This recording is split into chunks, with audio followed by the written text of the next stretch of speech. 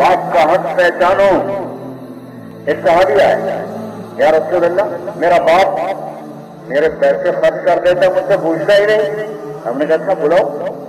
جب اس کے باپ کو پتہ چلا کہ میرے بیٹے نے میری شکایت کرنا تو اس کو بڑا دکھ ہوا، تو اس نے دل میں کچھ شعر کہے، عرب کی شاعری تھی.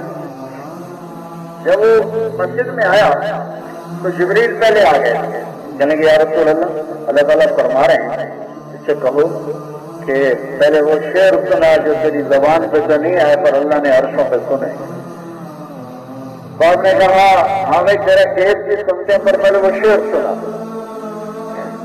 یا رسول اللہ میں گواہی دیتا ہوں آپ اللہ کرے، اللہ کی قسم میرے دکھ کی میرے پاس الفاظ ہی ختم ہو جاتے ہیں. میرے دکھ کی دل کی چند فریادیں جو میری زبان پہ نہیں آئی، میرے خیالات میں آ کے گم ہو گئی.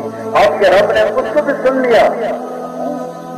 اس اپنے بیٹے کا گلہ کیا، وصلتك مولودا ومنتك يافعا تعل بما اجني عليك وتنهل بيضا ضاقتك في السكن لم ابد لسكنك الا طاهرا اتململ كاني انا المتروك دونك بالذي تركت به دوني فعيني تحمل وخاف الرضا نفسي عليك وانها لتعلم ان الموت وقت مؤجل فلما بلغت السن والغايه التي اليها مضى ما فيك كنت اؤمل جعلت جزائي زنزا وفقاقا كأنك أنت المنعم المتفضل فليتك إن لم تر حق أبوتي فعلت كما الجابر المجابر يفعل فأوليتني حق الجوار ولم تكن علي زمان دون مالك تبخل. میرے نبی کی ہچکی لگی روتے روتے. ہاں میرے بیٹے جب تو پیدا ہوا تھا نا پھر ہم نے اپنے لیے جینا چھوڑ دیا تھا، پھر ہم تیرے لیے جیتے. کتنے تمہارے بزرگ کراچی تک کے کھائے، کسی نے پشاور تک کے کھائے، کسی نے لاہور، یہاں تو ملتا کچھ نہیں ہے، کوئی لاہور تک کے کھا رہا ہے، کوئی دبئی تک کے کھا رہا ہے کہ میرے بچوں کی روٹی، میرے بچوں کا گھر بن جائے، میرے بچوں کی شادیاں ہو جائیں. تو وہ صحابی کہہ رہے ہیں میرے بیٹے جب تو پیدا ہوا تو میں نے اپنے لیے جینا چھوڑ دیا، تیرے لیے جینا شروع کیا. کمایا تیرے لیے، لایا تیرے لیے، تجھے پہلے چلایا، تجھے پہلے کھلایا، تجھے پہلے پہنایا. اپنی ساری جوانی کا رنگ تیرے اندر اتار دیا اور میری جوانی کی طاقت تیرے اندر گئی. میں بڑھاپے کا شکار ہو گیا، تو جوان ہو کے اٹھا. تو رات کو رویا تو میں تجھ سے زیادہ رویا، تو رات کو بیمار ہوا میں تجھ سے زیادہ بیمار ہوا، تو رات کو تڑپا میں تجھ سے زیادہ تڑپا، تو رات کو دکھی ہوا میں تجھ سے زیادہ دکھی ہوا. تیری بیماری مجھے شک نہ ڈالتی، کہیں مر نہ جائے، کہیں مر نہ جائے.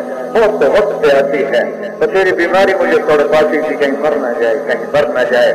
دن رات کی شکلی چلی اور میری جوانی کا رس نکل کے تیری ہڈیوں میں اترا تو ایک خوبصورت درخت بنا، میں سوکھی لکڑی بنا. تیری کمر سیدھی ہو گئی، میری کمر جھک گئی. تو مجھے خیال آیا جیسے میں اس سے انگلی پکڑ کے چلاتا تھا، اب میرا بیٹا میری انگلی پکڑ کے مجھے چلائے گا. تیرا چہرہ بدلا، تیری آنکھیں بدلی، تو مجھے ایسے دیکھنے لگا جیسے میں تیرا نوکر ہوں اور تو میرا سردار ہے. اچھا میرا بیٹا میں تیرا نوکر ہی صحیح، اور نوکر سے بھی تو اچھا سلوک ہو جاتا ہے، تو اسی سے بھی اچھا سلوک ہو جاتا ہے. پھر نبی رو رو رو رو کی داڑھی سر ہو گئی. آپ نے نوجوان کو جو کرتا دے کر دور ہو جا میری نظروں سے.